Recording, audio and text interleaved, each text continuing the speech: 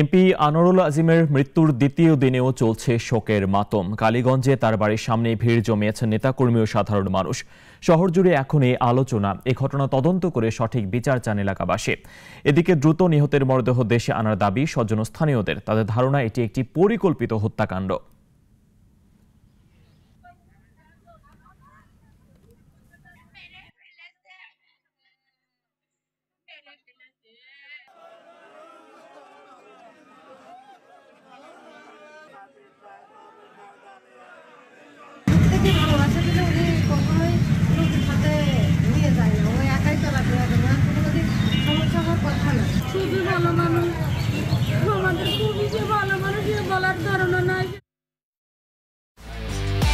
একমাত্র ওয়ালটন এসি দিচ্ছে 1 বছরের রিপ্লেসমেন্ট গ্যারান্টি এবং কম্প্রেসারের 10 বছরের গ্যারান্টি।